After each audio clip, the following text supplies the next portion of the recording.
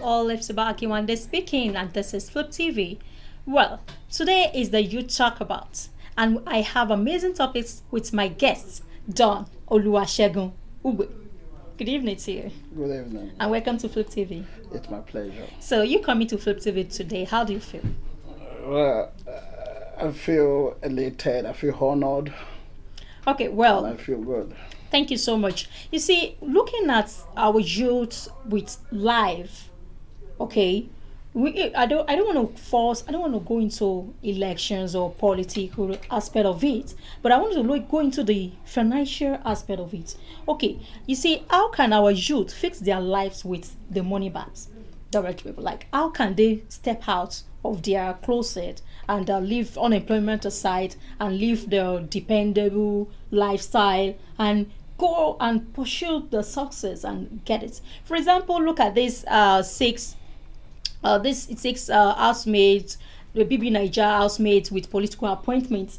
Like for example, in 2019, Cindy Okafor was specially recognized by the Abia State government. She was appointed an ambassador of the Made in Aba project by the state governor Okezi Ikpeazu.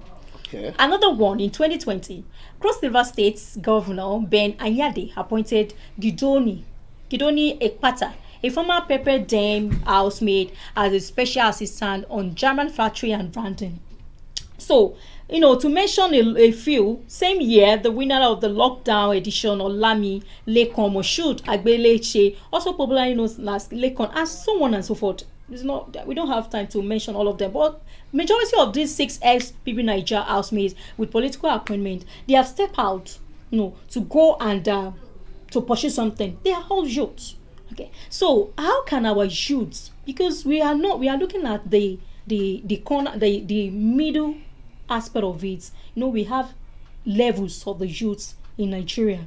Majority of the youths, or some of the youth rather, think that they are not qualified, or they are not calling them, they are not the one, they are not just qualified for such move, because they were like, well, it's for rich people, because where relates the money to do this and that, to run for this, to run. It has been a common saying among our youth. So what do you think that youth can do? How can they fix their life around or among the money bags?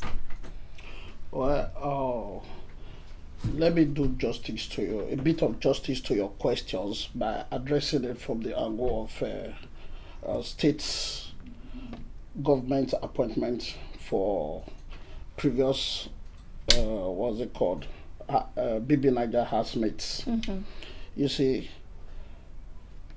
I see that as a way of compensation. I see that as a way of the government trying to say, okay, we care about the youth, we can actually bring them on board to be part of our program for economic transformation. Mm-hmm. You understand? So that's what they did. It's not as if these people were ready to they were politically inclined. Mm-hmm. No, they brought them on board.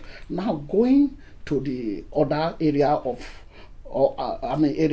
how do the youth strive amongst the money bags. Exactly. That's your question. Yes. One, we need to be more creative. You see, there are various platforms that can encourage, success, like the social media, as you know, today. It's a platform through which a lot of youths that were relatively unknown have become something today, have become successful. Mm-hmm. You understand? So it's to think out of the box, it's to think out loud. How do I go about this? To exploit the internet, okay? Mm-hmm. How are people in other climes succeeding without having how do I put it? Money foundation, mm-hmm. money-based foundation. Okay. Let me put it that way. How are they striving? Mm-hmm. Yeah, how are they succeeded? Mm-hmm. So you must think out of the box. You must think out loud. You must be able to explore, other clients. Mm-hmm. How are they doing it there? That is working for them. What's the working formula there? Mm-hmm. You understand? So, and to a very large extent, our youth are doing that already. You can see that apart from getting politically informed, you see that in business they are succeeding, in entertainment they are succeeding. No, not all. 30% or let me say 40% of youths, because majority of youths believe that they are limited to some kind of job or to some kind of goals, because maybe they think that to sponsor they don't have they are not eligible, and some of the youths, that's why I say 40%, because these 40% they are those high-minded people. The thing is, you must be a believer of a humble beginning. You understand? Starting small. From the scratch. Yes, starting small and be committed to that cause. If you start small and get committed to it, in no distant future, you see yourself excelling. You see yourself doing well. You see yourself succeeding.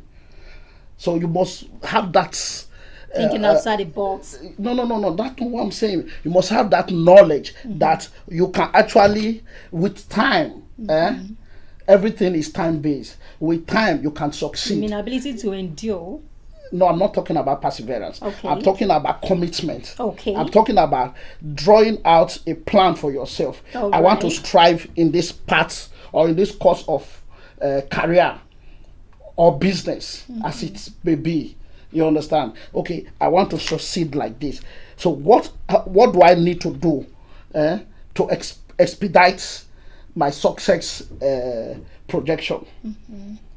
I don't know if I'm communicating. Yes. These are things you ask yourself. And if you are committed to it, believe me, within a short period of time, you see yourself doing, extremely well. Things. Yes. Wow, that's great. Okay, now we see that before we go into political aspect of it, you see our roads now, unemployment, because you said to draw the plan to make yourself ready before you go into the goals you want to pursue. Fine, but our roads, look at farmlands lagging behind, because majority of the youth do not believe in farming. Okay, so does it mean a farming aspect of it is only for elderly people or our parents? No, there is need for awareness program. If you create awareness on the benefits of agriculture and pull people into that program, sensitize them, they will connect. And that is it. Does it mean that it's only agriculture? How about aquaculture? Okay, like fishing. And so why is it that majority of our youths do not have interest in better agriculture or aquaculture or stuff like that? Wow. You see, there are many factors that are discouraging even business in general in Nigeria. Okay, business generally in Nigeria, there are many discouraging. One, government policy. How is it affecting? Two, what's it called? Exchange rate. Some of this, when you say aquaculture, don't forget that the feeds, like the food for the fishes that we are talking about here, they are being imported. Today, exchange rate is unstable. If they buy today and tomorrow you try to go back and buy again, you are buying at a higher rate. And of course, how do you maintain business with such a level of instability? It's hard. It's not as if many of our youth are not business ready. It's not as if many of our youth are not business minded. You understand? It's government policy to a very large extent that is frustrating your ability to cope with every business that you choose to want to venture into. That's my own take on that. Okay, so let's take it to the political aspect of it. Okay. You see, with the election preparation, we're already entering gradually kind of by the corner. So let us take the youths in line with the aspirants that we have. Tinubu, Peter Obi, Are you atiku. talking about how they are aligning with? How do I? So I want to ask that. Do you think that the youths have any hope in any of these three aspirants? Peter Obi, Tinubu, atiku. Do you think they have a kind of strong confidence in any of them? Because there is a lot of commotion happening nowadays in political, because people are saying that we do not know how as for our president, our coming president, yet until that time comes.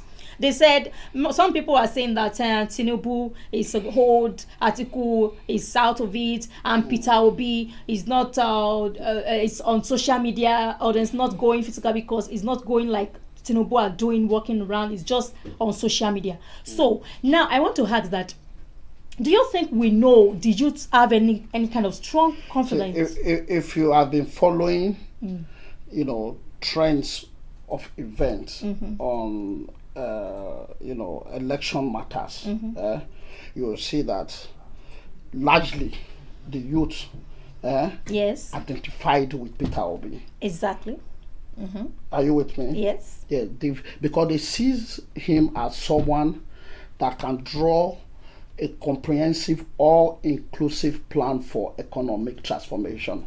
They see him as being energetic. They see him as somebody with that skill to manage our economy.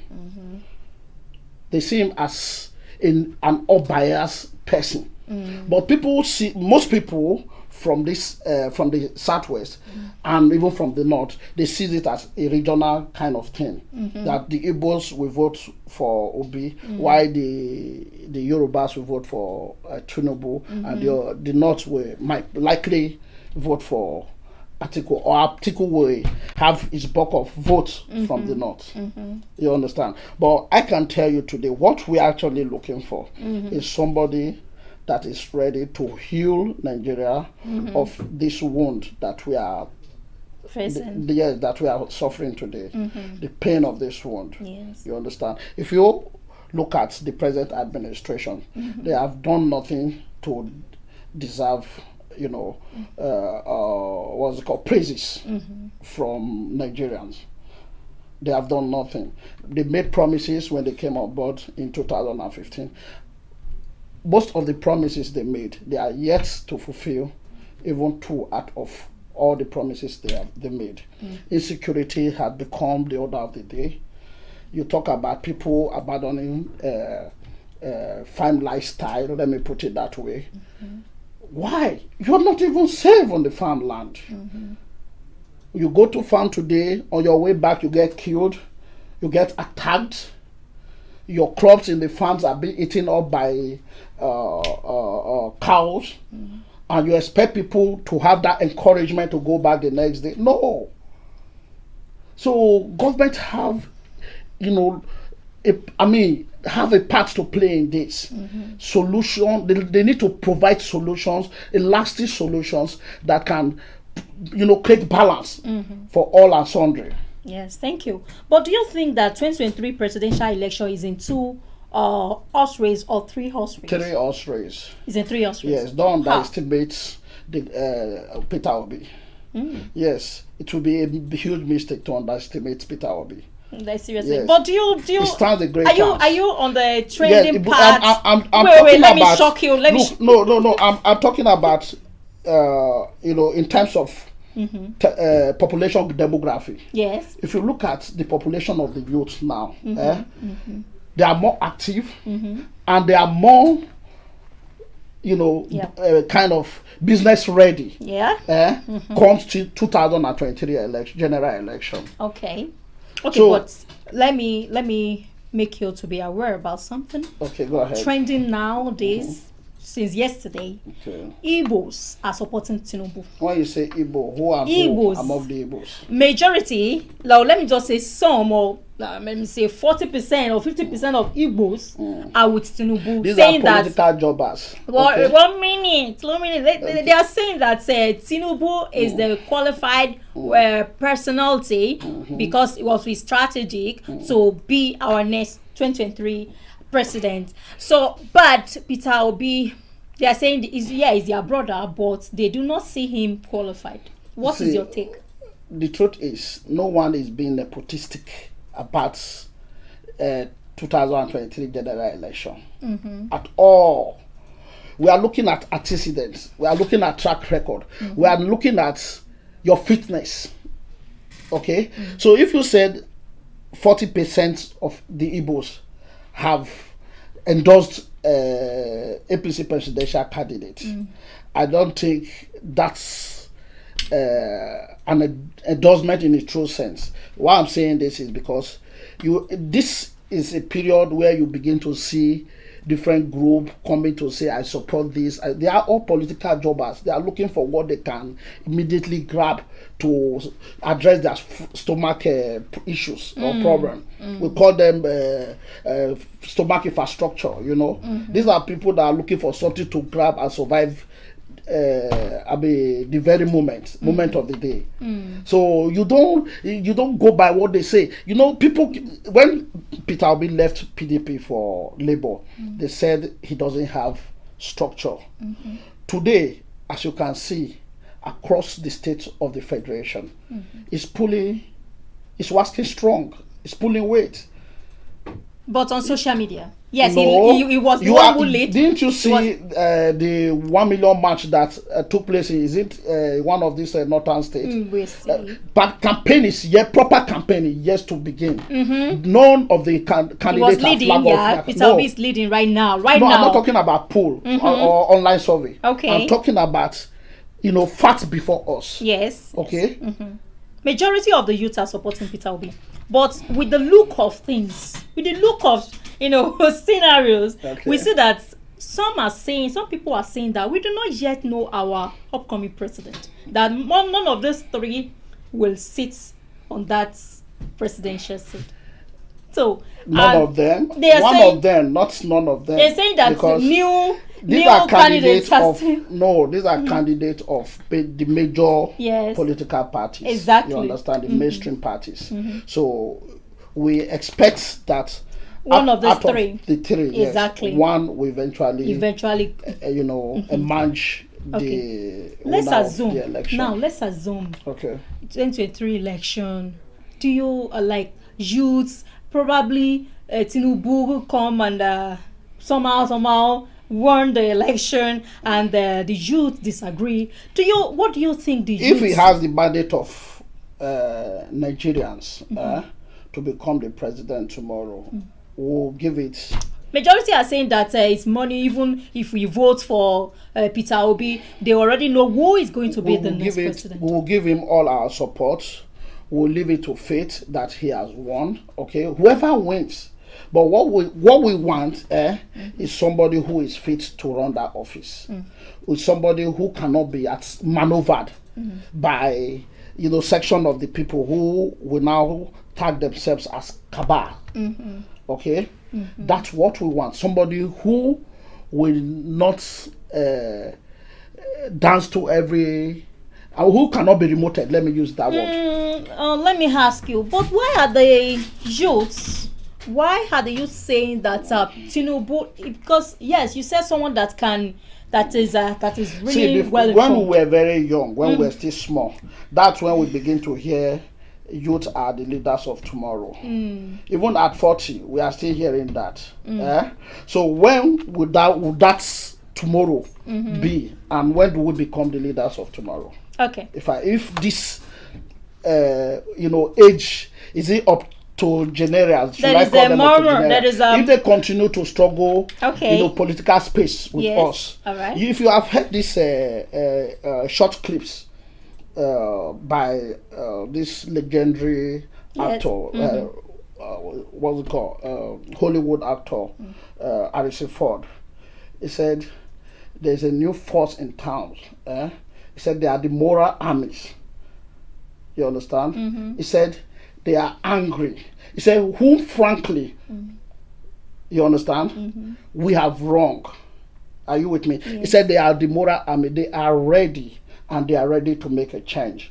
He said, and the good thing we should do for them is to get the hell out of their way. So it's time for the old people, the octogenarians, to get the hell out of our way. Let us take our future into our hands. That tomorrow is now. Let's lead. Let the youth lead. Okay, Bob. Why? Because I was just imagining, why would the Igbos supporting Tinubu and not Peter Obi? Tinubu is in Nigeria. You see, you are making it look tribal. And because the waters, Nigeria are so full of tribalism. No, it's Majority. our time we purge off, and we purge ourselves off that mentality. Okay. You understand? That's sentiment that, this man is from my place. Okay. He should be the one that we will give Yes. our support Okay. to. No, it shouldn't be that way. That's great. Yes, we should be Nigeria to the core. That's great. All right. So let's go to ASU strike. You see, if you look at the protests that went on at Yesterday. airport road, Yeah, and a I'm lot of aware. majority of people missed their flights, and the motorist was so. I mean, the traffic was enormous. You heard what one of the protesters said. He said, "It is good that you miss your flight so that you can feel our plight." Wow. Yes, that's true. Okay, did you hear that? So it is good that things like that happened. You don't expect them to just sit back at home. This strike started since February, and government has done nothing to address it. So if it continue like this, you know how that affects their academic calendar. Yes. Do you expect them affected. I mean, to fold their hands and keep 1 year is gone already. Quiet? No. I mean, come on. What is not good is not good. In the history of strike of this country, of this nation, this has been the longest in history. And it's not good for the government of the APC, the government of Buhari himself. So you see, all of this is not even helping tinubu to sell well. Yes. Because you cannot come out tomorrow and say my party has done this, my party has fared well, my party has make a difference. I mean, make a huge difference in this area. No. So what's your selling point? Yourself, Lagos State. Lagos State is not Nigeria. Nigeria is more complex to handle than a single state. So I don't know, but to me, they've not fared well. APC have not done well since they took over. Okay, topic 2015. Topic for another time. Because this particular topic, if I ask, because a lot of questions are just coming, bombing him, but I must just hold it for another time. Okay, now, lastly, I will ask that. Okay. How do you now think our youths, Nigerian youths, wonderful Nigerian youths, can liberate this our nation to a new era? Liberate our nation. How? Because we have been, because some people are saying there's going to be war, there's going to be this. Will you be able to come out like the NSAS? How? Okay, that's another question entirely. Don't let me go there. Let me go there. So how will they be able to liberate Nigeria to a new era? To paradise, to America. Like I said, you see, it's a wake-up call for all of us. You can see that the level at which the youth are ready to give their participation in politics is different from how the usual level, how it has been in the past. You understand? So it's a wake-up call, and we're approaching that target. That's level when will pick up the baton and lead. Okay, so how far can the youth go to take risk? In taking risk, can we still take that risk? Because of that NSAS, our youth are saying they are not ready to Who are they, our youth? People are still very battle ready. They are ready to do more, even far more. And will they be secured?